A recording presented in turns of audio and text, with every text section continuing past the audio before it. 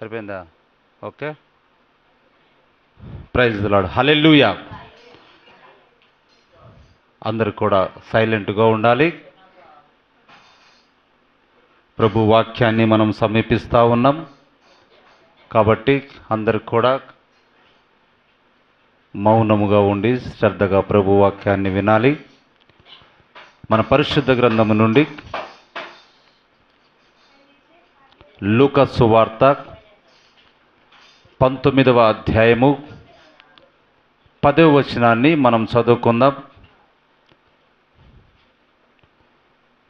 Tight చేసి ఇది లూకా సువార్త 19వ అధ్యాయము 10వ వచనాన్ని మనం చదువుకుందాం. దయచేసి ఒకరు గట్టిగా చదవండి. నశించిన దానిని వెదకి రక్షించుటకు మనుష్య కుమారుడు వచ్చెనని అతనితో చెప్పెను. ఆమేన్. హల్లెలూయా. చిన్న ప్రార్థన చేసుకుందాం.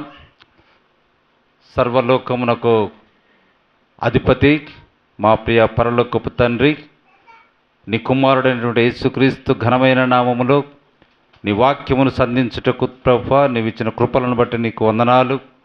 గొప్ప పరిశుద్ధాత్ముడిగా మా మధ్యలో ఉండి మాలో ఉండి నడిపించుతున్నందుకు మీ స్తుతులు స్తోత్రాలు. చదవబడిన లేఖనము ప్రభువా నీది నాయన. ఈ లేఖనమును తీసుకొని మీరే మాకు వివరించి నా తండ్రి మీరు మహిమ పొందొచ్చు. మాకు నీ యొక్క జ్ఞానమును తండ్రి, నీ యొక్క ప్రేమను, నీ కృపలను మా పట్ల ఉంచమని ప్రార్థన చేస్తున్నాం. ఈ రాత్రికాల వేళల్లో ప్రభువా నాయన గొప్ప పుట్టుకైనటువంటి క్రిస్మస్ను ప్రభువా మేము తలంచుచు ఆ యొక్క లేఖనములను మేము ధ్యానించుచుండగా తండ్రి పరిపూర్ణమైన ఆనందకరమైన చెప్పసఖ్యము కానటువంటి ఆనందకరమైనటువంటి లోక రక్షకుడు పుట్టి ఉన్నాడు నేడు అనే ఆ యొక్క మాటను బట్టి ప్రభువా మేము సంతోషించలాగా సహాయము చేయము. నిజంగా నీ యొక్క గొప్ప క్రిస్మస్లో ఉన్నటువంటి ధన్యకరమైన నా తండ్రి దీవెనలను బట్టి మేము ఎంతగానో సంతోషిస్తూ ఈ రాత్రి ప్రభువా నీ వాక్యమును ధ్యానించుటకు ప్రభువా నీ సహాయమును అర్థిస్తూ నీకే ఘనత మహిమ ప్రభావమును చెల్లిస్తూ యేసుక్రీస్తు ఘనమైన నామమున స్తుతించి అడిగి ప్రార్థన చేయుచున్నాము. Amen. Praise the lord. Hallelujah. ఏమని మనం చదువుకున్నాం? యేసుక్రీస్తు వారు దేనికోసము వచ్చి ఉన్నారని చెప్తా ఉన్నాడు. నశించిన దానిని వెదకి రక్షించుటకు మనుష్య కుమారుడు వచ్చెను. ఆమేన్. హల్లెలూయా. చూడండి, ఏమి నశించింది అని అంటే ఆయన కుమారుడు మరియు కుమార్తె నశించి ఉన్నారు. ఏ విధంగా నశించి ఉన్నారు? తను చెప్పిన మాటను మీరటం వలన, దేవుడు చెప్పిన ఆజ్ఞను మీరటం వలన, ఆజ్ఞను అతిక్రమించటం వలన ఏం చేశారు? పాపము చేశారు. తద్వారా ఎవరు నశించిపోయారు? దేవుని యొక్క ప్రియ కుమారుడు మరియు కుమార్తె అయినటువంటి ఆదాము అవ్వ నశించిపోయినట్టుగా మనం చూస్తూ ఉన్నాం. వారి ద్వారా వచ్చినటువంటి ఆదాము సంతతంతా కూడా ఆదాము చేసిన అతిక్రమమును పోలిన పాపము అందరినీ ఏలుటను బట్టి మనందరము కూడా నశించిన వారిగా మనం ఉన్నాం. ఇటువంటి ఆదాము సంతతి నశించిపోయిన దానిని వెదకి, అది ఎక్కడుందో ఈ లోకంలో వెదకి రక్షించుటకు దేవాతి దేవుడు మనుష్య కుమారుడిగా ఈ భూమి మీద జన్మించి ఉన్నాడు. దానినే గొప్ప క్రిస్మస్గా మనము పోలుస్తూ ఉన్నాం. హల్లెలూయా. అట్టి గొప్ప క్రిస్మస్గా మనం భావిస్తూ దానిని మనము నెమరు వేసుకుంటా ఉన్నాం, జ్ఞాపకం చేసుకుంటా ఉన్నాం. దేవుని మహిమ కలుగును గాక. చూడండి, ప్రభువు ఆ యొక్క పుట్టుక విధానం మనము చూస్తే పరిశుద్ధ గ్రంథములో దాని వివరణ అంతా మనకు ఉన్నది. పరిశుద్ధాత్మ దేవుడు ఆయన సృష్టికర్త ఆ చిన్న కన్యకైన మరియను కమ్ముకొనెను.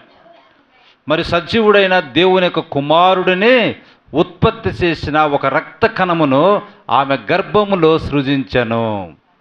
ఎందుకంటే మరియనుకు ఎవరు కమ్ముకున్నారు?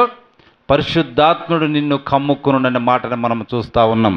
అలా కమ్ముకున్నప్పుడు ఆమె యొక్క గర్భంలో ఒక రక్త కణమును దేవుడు సృజించెను. చూడండి, మనుషుడు దానితో చేయాల్సింది ఏమీయో లేదు, కానీ అక్కడ నుండి ఆమె శిశువును తీసుకొని వచ్చినది. ఎప్పుడైతే ఆమె గర్భం ధరించిందో అక్కడి నుంచి ఈ శిశువును తీసుకొని వచ్చింది. చూడండి, మరియు ఆయన తన తండ్రి యొక్క రక్తమై ఉన్నాడు. అది సృష్టింపబడిన రక్తము, లైంగిక కోరికను బట్టి కాదు, కానీ సృష్టింపబడినది. దేవుడే దాన్ని సృష్టించెను. ఆమేన్, హల్లెలూయా. మరియు ఆ సృష్టింపబడిన ఆ యొక్క రక్త కణము కుమారుడిగా యేసుక్రీస్తుగా ఈ లోకములోనికి వచ్చి దేవునికి మరియు పాపికి మధ్యలో నిలబడుటకును, ఆ కల్వరి శిలువపై ఆ ప్రశస్తమైన పరిశుద్ధమైన రక్తమును చిందించి ఉచితముగా చిందించుటకు ఆయన వచ్చి ఉన్నట్టుగా మనం చూస్తూ ఉన్నాం. పాపికి ఒక మార్గమును సిద్ధం చేయటానికి ఆయన ఈ లోకమునకు వచ్చినట్టుగా మనం చూస్తూ ఉన్నాం. ఒక పరిశుద్ధుడు ఆయన రక్తము ద్వారా దాన్ని అర్పించటం ద్వారా నశించిన దానిని వెదకి రక్షించటానికి ప్రణాళిక అన్నది జరిగినట్టుగా మనం చూస్తూ ఉన్నాం. హల్లెలూయా, దేవుని మహిమ కలుగును గాక. కాబట్టి ఇప్పుడు చూడండి, ఈ దారిలో ఈ రాత్రి కాలంలో నువ్వు ఎటైనా వెళ్ళి కానీ దేనికోసమైనా నువ్వు కలలు కన్నావు కానీ నువ్వు చూడండి, మనం ఏ గుంపునకు చెందిన వారమో మనకు అవసరం లేదు, కానీ నీవు ఒక దినాన నిత్యత్వం అనే దానికి వెళ్ళబోతున్నావు. చూడండి, మనము ఏ బాప్టిస్టమో పెంతుకోస్తలమో లేకపోతే ఇంకొక లూథరనో క్యాథలిక్కనో ఏదో అదంతా మనకు అనవసరం లేదు, కానీ మన యొక్క గురి ఏమున్నది? ఈ దినాలలో ఒక దినాన్ని నిత్యత్వం అనే దానికి వెళ్ళబోతా ఉన్నాం. అయితే ఆ నిత్యత్వం అనే దానికి వెళ్ళబోతున్నాము కాబట్టి క్రీస్తు లేకుండా, పరిశుద్ధాత్మ లేకుండా నీ ఆత్మతో నువ్వు అక్కడికి వెళ్ళలేవు. అదే నువ్వు క్రీస్తును కలిగి ఉండి పరిశుద్ధాత్మను కలిగి ఉంటే నువ్వు తప్పకుండా నిత్యత్వంలోనికి వెళ్ళగలవు. ఒకవేళ క్రీస్తు లేకుండా పరిశుద్ధాత్మ లేకుండా నీ ఆత్మ ఉన్నట్లయితే నువ్వు తప్పకుండా నశించిన పోయిన వాడివే. ఆమేన్, హల్లెలూయా. అది గుర్తుపెట్టుకోవాలండి. ఈ క్రిస్మస్లో మనకేం కావాలని కోరుకోవాలి? ఆయన ఆత్మ మనకు కావాలి, క్రీస్తు మనకు కావాలి. రే ఆమేన్ చేద్దాను. హల్లెలూయా. ఇప్పుడు చూడండి, కాబట్టి ఎప్పుడైతే నశించిపోతున్నదో అప్పుడు ఎవరు రంగం మీదకి వస్తున్నారు? దేవుడు రంగం మీదకి వస్తూ ఉన్నాడు. బాగా గమనించాలి, పరిశుద్ధ గ్రంథంలో మనకు ఆ మాటలే ఉంటాయి. ఇప్పుడు చూడండి, ఇశ్రాయేలీలు ఆ అరణ్యంలోనికి వచ్చి బాగా దాహమవుతున్న ప్రదేశానికి వారు వచ్చారు, నీళ్లు లేని ప్రదేశానికి వారు వచ్చారు. అక్కడ నీళ్లు లేవు, ఇక మేము చనిపోతాము, మేము నశించిపోతాము అని ఆ యొక్క అటు స్థలానికి వారు వచ్చినప్పుడు అప్పుడు దేవుడు రంగం మీదకి వచ్చినట్టుగా మనం చూస్తూ ఉన్నాం. హల్లెలూయా. అక్కడ కూడా చూడండి, కొట్టబడిన ఆ బండ బయటకు నీళ్లను తెచ్చినది. ఏంటిదంట? కొట్టబడిన ఆ బండ బయటకు నీళ్లను తెచ్చినది. ఇప్పుడు మనకు గమనించండి, యేసుక్రీస్తు వారు ఏమని చెప్పుకున్నాం మనము? నశించిన దానిని వెదకి రక్షించుటకు వచ్చాడు. ఎలా వచ్చాడు?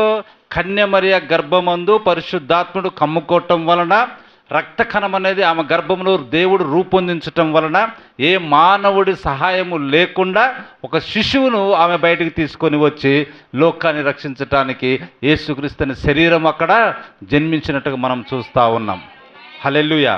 ఇక్కడ కూడా చూడండి, బండను కొడితే ఏ మనిషి బావి తవ్వకుండా, ఏ మనిషి బోరు వేయకుండా చూడండి ఆ నీళ్లను ఎవరు సృజించాడు? ఆ బండ అంటే బండలు నీళ్ళు ఉంటాయా? అది కూడా మనం ఒకవేళ భూమి లోపట ఉన్న బండ అయితే భూమి లోపట నీళ్లు ఉంటాయి, ఆ బండ సందులలో ఉంటాయి. కాబట్టి మనము ఏం చేస్తాము? డ్రిల్లింగ్ చేసి ఆ బండ సందు నుంచి నీళ్ళను బయటికి తీసుకొస్తాం. కానీ ఇక్కడ కొట్టబడిన బండ ఎక్కడ? అరణ్యంలో కొండ మీద ఉన్న ఎండిపోయినటువంటి మనం చూస్తున్నటువంటి బండ. కానీ దానిలో నుంచి ఏమొచ్చినాయి? నీళ్ళు. అంటే అక్కడ ఏం చేస్తున్నాడు? దేవుడు నీళ్ళను అక్కడ సృజిస్తూ ఉన్నాడు. అది ఏ మానవుడి సహాయం వలన వచ్చింది కాదు. ఇటు కూర్చో. ఏ మానవుడి యొక్క ఉత్పత్తి ద్వారా వచ్చిన నీళ్లు కావండి. ఆ నీళ్లు అక్కడ ఉన్నటువంటి ప్రజలందరికీ, అక్కడ ఉన్నటువంటి జంతుజాలం అంతటికి, పశుపక్షాదులన్నిటికూ సమృద్ధిగా అరణ్యంలో పారెనని పరిశుద్ధ గ్రంథంలో ఉంటుంది. అంటే ఆ యొక్క రక్షణ అన్నది, ఆ నీళ్ళ దాహం అన్నది వారికి అప్పుడు కావాలి. అది ఉంటేనే అప్పుడు వారు జీవించగలరు. కాబట్టి అక్కడ ఏమొచ్చింది? సమృద్ధిగా ఆ యొక్క అరణ్యములో పారినట్టుగా మనం చూస్తూ ఉన్నాం. ఏదో ఒక చుక్క బిందెడో, 2 బిందెలో, 4 బిందెలో, లేదా ఒక ట్యాంకర్ ఉత్పత్తి కాలేదండి. వారు సమృద్ధిగా తాగి ఆ యొక్క ప్రాంతంలో ఉన్నంత వరకు వారు తాగినట్టుగా మనం చూస్తూ ఉన్నాం. అట్లనే ఈ దినము ప్రభువారు వెదకి రక్షించుటకు వచ్చినప్పుడు ఆయన రక్తము ధారపోస్తే ఆ రక్తము ఎప్పటిదాకా ప్రవహిస్తూ ఉన్నది? చివరి వ్యక్తి, దేవుని యొక్క ప్రణాళికలో ఎవరు రక్షింపబడతారో ఆ చివరి వ్యక్తి రక్షణలోనికి వచ్చి ఆ యొక్క ఎత్తబడుట అనే కార్యము ముగించబడేంత వరకు ఆ రక్తము ప్రవహిస్తూనే ఉన్నది. ఆ రక్తం మాట్లాడుతూనే ఉన్నది. ఆ రక్తం జీవిస్తూనే ఉన్నది. ఆమేన్, హల్లెలూయా. చూడండి, ఆ యొక్క బండ నుండి బయటకు వచ్చిన నీళ్లు ఆ యొక్క దేశము నుండి ఉబికి పారెను. ఎందుకనగా నశించిపోతున్న ప్రజలను రక్షించుట కొరకు. ఆమేన్, హల్లెలూయా. అదే నూతన నిబంధనలు అయితే దేవుడు లోకమును ఎంతో ప్రేమించెను. దీనికి ఒక మాదిరిగా బండలోని నీరు ఉదాహరణగా ఉన్నది. హల్లెలూయా. చూడండి, దేవుడు ఎంతో ప్రేమించెను కాగా ఆయన తన అద్వితీయ కుమారుని అనుగ్రహించెను. ఆయన యందు విశ్వాసముంచు వారు నశింపక నిత్య జీవం పొందినట్లు యేసుక్రీస్తును అనుగ్రహించెను. ఇక్కడనే మనం ఉన్నామండి. హల్లెలూయా. చూడండి, అది అంటే ఆ అరణ్యములో ఉన్నవారు నశించిపోతున్న, మరణించుచున్న నిస్సహాయ ప్రజల కొరకు ఎట్లా ఉన్నది? ఒక జీవము అన్నట్టుగా బండల నుండి నీళ్లు బయటికి వచ్చినాయి. అలాగనే ఇంకొకటి చూడండి, ఆ యొక్క తిరుగుబాటును బట్టి వారి మధ్యలోనికి పాములు వచ్చి, సర్పములు వచ్చి వారిని కరుస్తూ ఉంటే అప్పుడు వారందరూ ఏమవుతా ఉన్నారు? నశించిపోతూ ఉన్నారు, మరణిస్తున్నారు. నిస్సహాయ స్థితిలో ప్రజలు ఉన్నప్పుడు ఆ యొక్క ఇత్తడి సర్పము పైకి లేపబడెను. చూడండి, అక్కడ ఒక రక్షణ అన్నది దేవుడు తీసుకొచ్చినట్టుగా మనం చూస్తూ ఉన్నాం.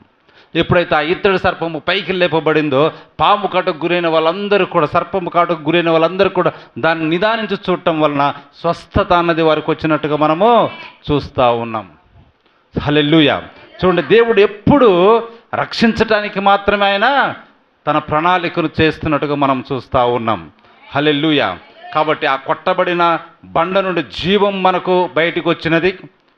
మరియు స్వస్థత, శాంతి ప్రజలకు అనుగ్రహించుటకు దేవుడు ఆయన యొక్క కుమారుడిని పైకెత్తెను. ఆమేన్, హల్లెలూయా. ఇది నాన్న ఏమైనది? స్వస్థత మరియు శాంతి ప్రజలకు రావాలి కాబట్టి దేవుడు ఆయన కుమారుడిని యేసుక్రీస్తుని ఏమెత్తాడు? పైకి ఎత్తాడు. అదే శిలువ మీదకి ఎత్తినట్టుగా మనము చూస్తూ ఉంటాం. హల్లెలూయా. ఎందుకనగా ఎవరు నశించిపోవుటకు ఇష్టము లేదు, నిత్య జీవం అనుగ్రహించాలన్నదే దేవుని యొక్క కోరిక ఉన్నది. హల్లెలూయా. కాబట్టి ఆ బండ నీళ్లు బయటికి వచ్చినవి. దాహంతో మరణించుచు నశించిపోయే ఆ ప్రజలు ఇప్పుడు ఏమయ్యారు? జీవించారు. ఆమేన్, హల్లెలూయా. ఇప్పుడు చూడండి, ప్రభు ఏ కార్యం చేశాడు? వారికి ఏది అవసరమో ఆ కార్యము చేశాడు. ఆ నీళ్లు తాగకపోతే అతను ఏమవుతాడు? చనిపోతాడు. ఇప్పుడు నీళ్లు తాగటమా త్రాగకపోవటమా అన్నది ఎవరి ఉద్దేశమైనది? ప్రజల యొక్క ఉద్దేశమే అయి ఉన్నది. అట్లనే ఇప్పుడు నశించిపోవుట లేదా రక్షింపబడుట అన్నది ఎవరి నిర్ణయమై ఉన్నది? ఏ ప్రజలకు నశించిపోవాలని ఇష్టం ఉంటే వాళ్ళు క్రీస్తు యొక్క జీవజలం దగ్గరికి రారు. కానీ నేను జీవించాలి అనుకున్న వ్యక్తి ఎక్కడికి వస్తాడు? జీవజలముల ఊట యొద్ద అయిన యేసుక్రీస్తు దగ్గరికి వస్తాడు. హల్లెలూయా. దానికోసమే ఆయన ఒక మార్గాన్ని సిద్ధము చేశాడు. హల్లెలూయా. కాబట్టి ఆ నీటిని ఆశించి ఎవరైతే ఆ జీవజలము లేదా బండ నుండి నీరు బయటకు వచ్చినాయో త్రాగిన వారందరూ ఏమయ్యారు? జీవించారు. ఆమేన్, హల్లెలూయా. చూడండి, ఎందుకంటే మోషే యొక్క న్యాయ తీర్పు వల్ల, లేదా మోషే చేతిలో ఉన్నటువంటి దేవుని యొక్క న్యాయ తీర్పు కర్ర ఆ బండను చీల్చి జీవమును తీసుకొని వచ్చి మరణించుచున్న ఆ సమాజమును జీవింపజేసినది. ఆమేన్, హల్లెలూయా. మరి ఇప్పుడు ఈ రాత్రి కాలమున అది ఎంతటి చక్కని సఫలీకృతంగా ఉన్నదో ఒకసారి ఆలోచించండి. దేవుడు ఈ లోకమును ఎంతో ప్రేమించాను, ఆయన ఎందు విశ్వాసం గలవారు నశించిపోకూడదని. ఏంటిదంట? దేవుడు ఎందుకు ఈ లోకమును ఎంతో ప్రేమించింది? ఆయన ఎందు విశ్వాసం గలవారునే నశించిపోకూడదని. ఇప్పుడు చూడండి, దైవభక్తి లేని వారి కొరకు, ప్రేమించబడలేని వారి కొరకు దేవుడు ఏం చేశాడు? ఆయన తన ఏకైక అద్వితీయ కుమారుని అనుగ్రహించను. మనకు దైవభక్తి అనేది లేదు, ప్రేమ అనేది మనకు తెలవదు. అయినను దేవుడు లోకాన్ని ప్రేమించి యేసుక్రీస్తు అనే తన కుమారుణ్ణి లోకానికి అనుగ్రహించాడండి. హల్లెలూయా. ఇంకా చూడండి, పరలోకమునకు వారసులుగా ఉండుటకు మనకు ఏ అర్హత లేదు. మనల్ని మనం యోగ్యులుగా చేసుకొనుటకు మనకు ఏ సామర్థ్యము లేదు.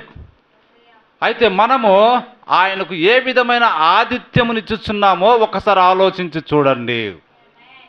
మనకు పరలోక వాసులుగా ఉండటానికి అర్హత లేదు, యోగ్యులుగా ఉండటకు మన దగ్గర ఏ సామర్థ్యము లేదు. అయినా దేవుడు మనల్ని ప్రేమించి యేసుక్రీస్తుని అనుగ్రహించి ఆయన ఏం చేశాడు? ఆయన రక్తము ద్వారా మనల్ని నీతిమంతులుగా తీర్చి ఆయన కుమార్తెలుగా చేసి ఆయన రాజ్యానికి హక్కుదారుడిగా మనల్ని చేశాడు. హల్లెలూయా. అటువంటప్పుడు మనము ఆయనకు ఏ విధంగా ఆతిథ్యం ఇచ్చుచున్నామో ఒక్కసారి ఆలోచన చేయండి. నిజంగా ఆయనకు నేను సరైన ఆతిథ్యం ఇస్తున్నానా? అది తలుచుకుంటే నేను చిగ్గుపడుచున్నాను. ప్రవక్త చెప్తా ఉండి, మీరు చిగ్గుపడుచున్నారు.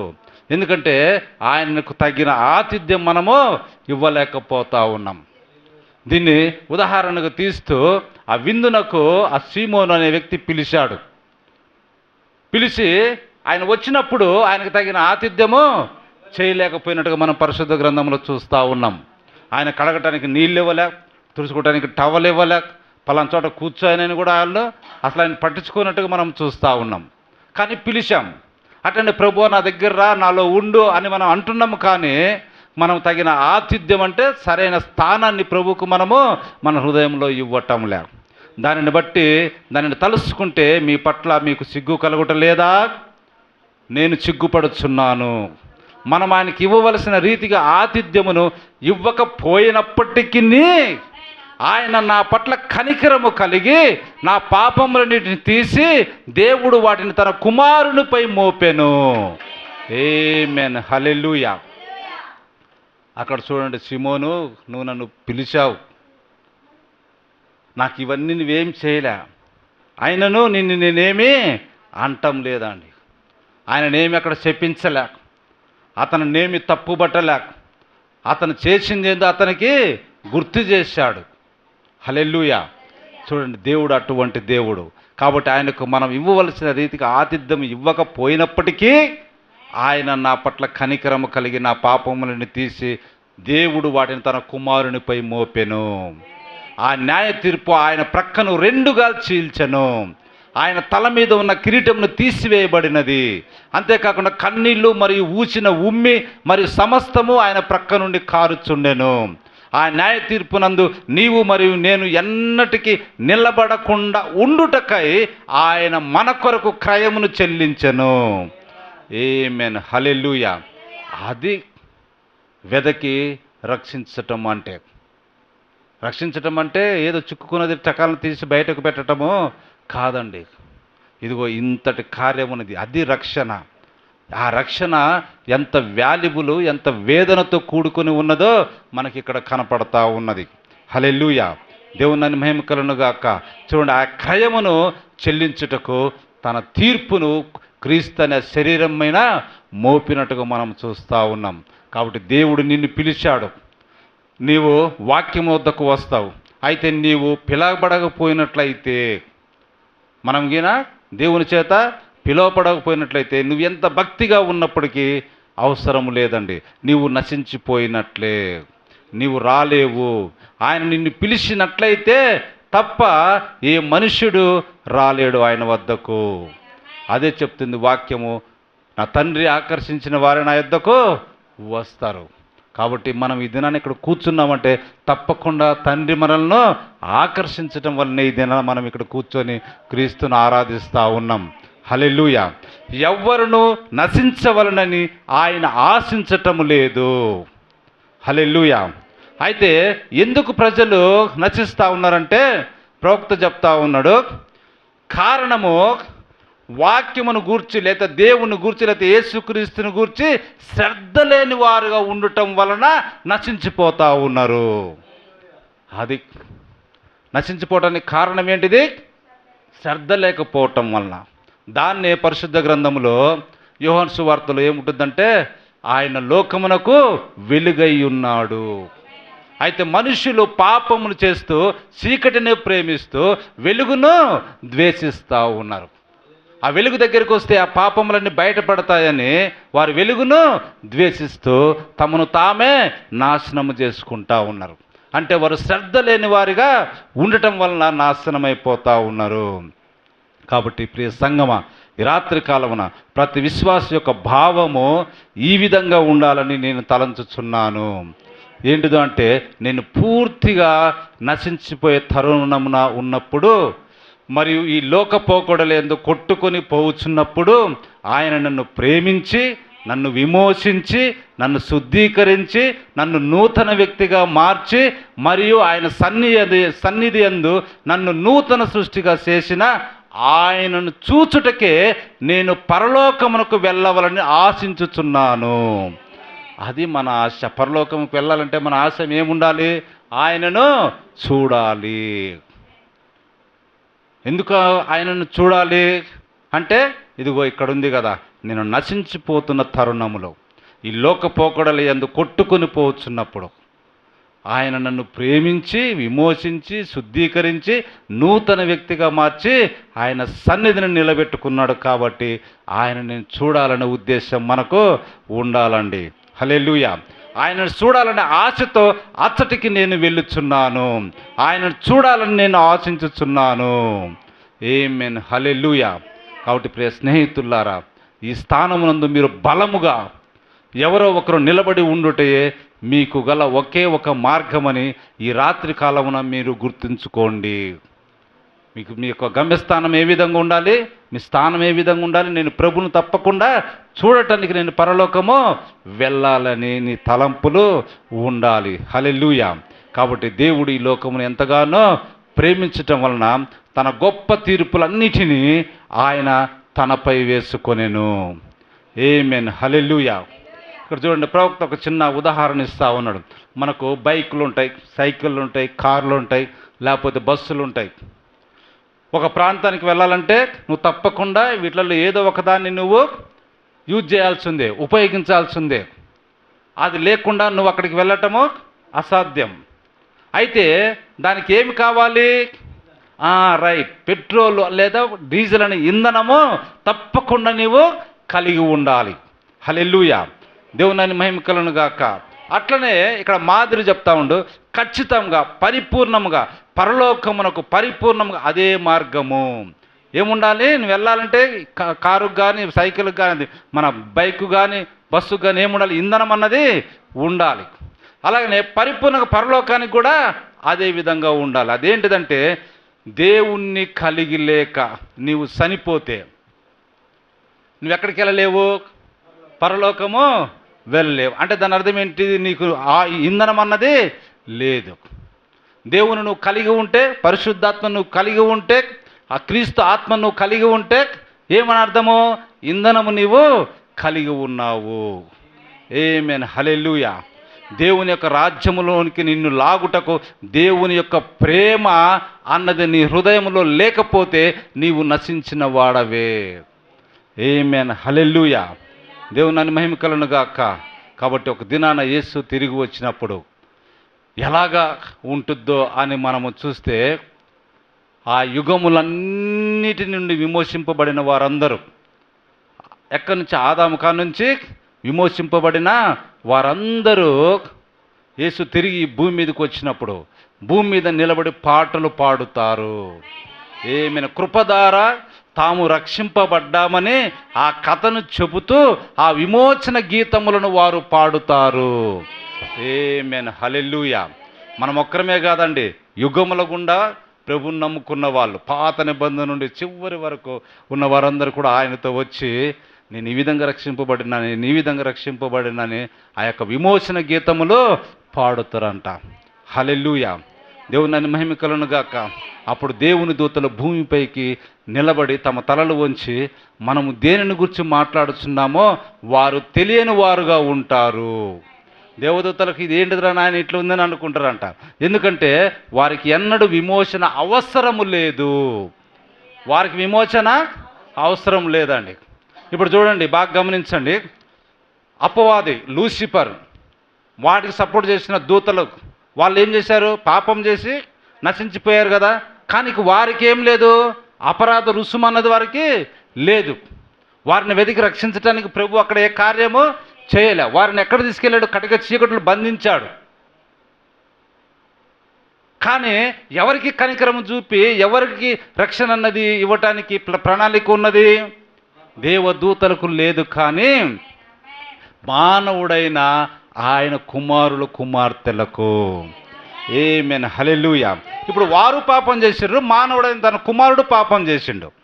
కానీ వారికి ఈ రక్షణ మార్గం అన్నది లేదు. వారి శిక్ష కొరకు, తీర్పు కొరకు, చివరి దినం కొరకు వారిని బందీలుగా చేశాడు, కావలిలో ఉంచినాడు అన్నట్టుగా మనకు వాక్యం చెప్తా ఉంటుంది.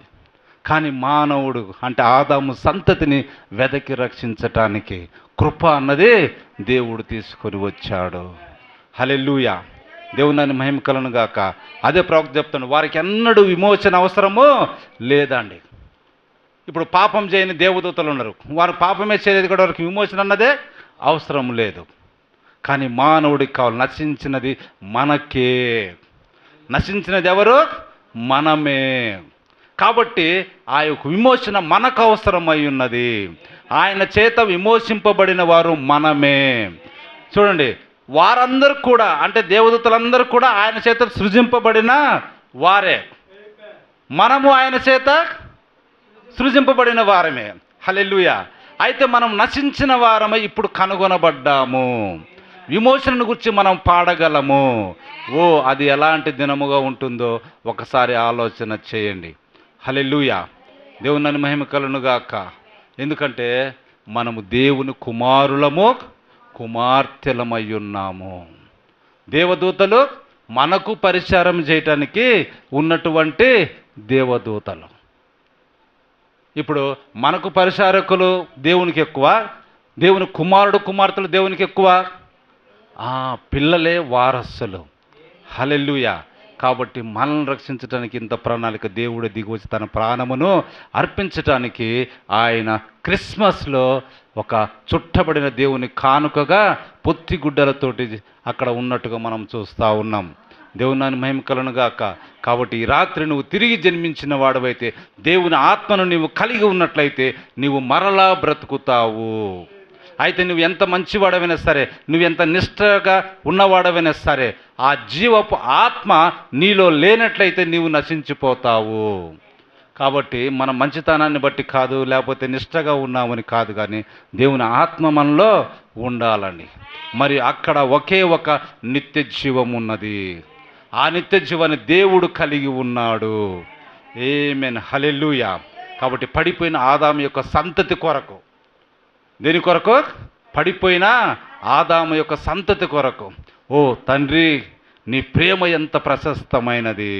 తన ఏకైక కుమారుడిని శ్రమల పాలు చేసి తన కృప ద్వారా మనలో ఆయన విమోచించెను. ఆ కల్వరి పర్వతం మీద వ్రేలాడుచున్న ఆయనను భయంకరమైన వేదనను అనుభవించుచు, నా దేవా నా దేవా నా తండ్రి నా చెయ్యి ఎందుకు విడిచితివని బిగ్గరగా అరచుటను ఆయన చూస్తూ ఉన్నాడు. తండ్రి చూస్తూ ఉన్నాడు. జీవితమందు విడిచిపెట్టబడిన వాడై యేసుక్రీస్తు, మరణమునందు విడిచిపెట్టబడిన వాడై, దేవుని యొక్క ఉగ్రత కోపము ఆయనపై కుమ్మరింపబడిన వాడై, మరియు మనము న్యాయ తీర్పు యందు నిలబడుటకు బదులుగా ఆయన అందుకొరకు మన కొరకు నిలబడెను.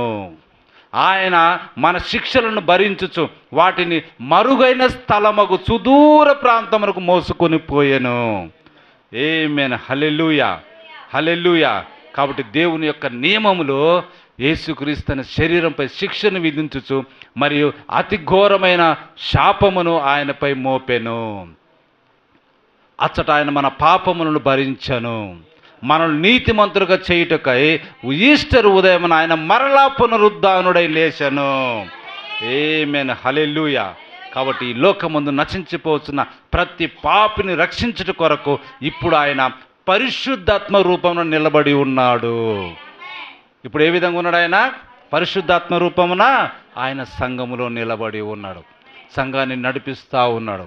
దేవుని మహిమ కలుగును గాక. కాబట్టి వెదకి రక్షించుటకు యేసుక్రీస్తు లోకములోనికి వచ్చి ఉన్నాడండి. ఆ యొక్క నశించిపోయిన వారిని మనము ఆదాము యొక్క సంతతి, దేవునికి మనము కుమారులము కుమార్తెలము. ఆ స్థానమును తప్పిపోవటం వల్ల తిరిగి మళ్ళీ సరైన స్థానంలో మనం నిలబెట్టడానికి యేసుక్రీస్తు వారు ఏ విధంగా వచ్చారు? ఒక క్రిస్మస్గా, ఒక బాలునిగా ఈ లోకంలో జన్మించి కల్వరిలో దాన్ని చేయటం వలన మనం రక్షింపబడి ఉన్నాము. దేవుని మహిమ కలుగును గాక. కాబట్టి ఇప్పుడు కూడా ఆయన ప్రతి పాపిని రక్షించుటకు ఇప్పుడు ఆయన ఏ రూపంలో ఉన్నాడో? పరిశుద్ధాత్ముడిగా తన కార్యమును నిర్వహిస్తూ ఉన్నాడండి. దేవుని మహిమ కలుగును గాక. దేవుడు తన పరిశుద్ధ వర్తమానమును దీవించునుగాక. దేవుడు మనందరినీ దీవించునుగాక. తలలు ఉంచినట్లయితే మనం ప్రార్థన చేసుకుందాం. అందరం కూడా తలలు ఉంచుకుందాం. మా పరలోకపు తండ్రి, ఇచ్చటకు వచ్చి నీ ప్రియ కుమారుడుగు ప్రభు అయిన యేసుక్రీస్తును ఆరాధించుటకు ఇచ్చిన అద్భుతమైన ఈ భాగ్యము కొరకు మేము నీకు కృతజ్ఞతార్పణలు చెల్లిస్తున్నామయ్యా. నశించిపోయిన దరిద్రులం మేము, పాపుల మగు మా స్థానమును మీరు తీసుకొని మా పాపముల కొరకు శిక్షను అనుభవించి మా వ్యాధులను మీరు ధరించి మరియు వాటిని మా నుండి పారద్రోలుటకు మీ కుమారుణ్ణి ఈ భూమికి పంపించవలనని మిమ్మల్ని గురించి ఎల్లప్పుడూ తలంచినందుకు మేము మీకు కృతజ్ఞతార్పణలు చెల్లిస్తూ ఉన్నాము. మాకు చాలినంత సంపూర్ణమైన బలి అర్పణ ఫలములను ఈ రాత్రి మేము ఆనందముతో అనుభవించుచున్నందుకు మీకు మేమెంతో కృతజ్ఞతార్పణలు చెల్లించుచున్నాము. మా ప్రభువా నీకు వందనాలు తండ్రి. మా రక్షకుడా నీకు స్తుతులు స్తోత్రాలు నాయన. ఆ గొప్ప క్రిస్మస్ యొక్క ఆనందం తండ్రి అయా మేము ఈ దినమంతా కూడా అనుభవించుచుండగా నా తండ్రి నీ కృపలను మా పట్ల ఉంచండి నా తండ్రి. క్రిస్మస్లోని పరిపూర్ణమైన ఆ యొక్క రక్షణ ప్రణాళికను మేము అర్థం చేసుకున్నట్లయితే అప్పుడు మా జీవితంలో నిజమైన క్రిస్మస్ను జరుపుకోగలము నాయన.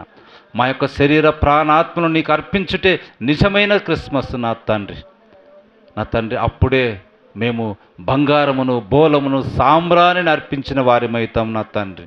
ప్రభువా నీకు వందనాలు నాయన.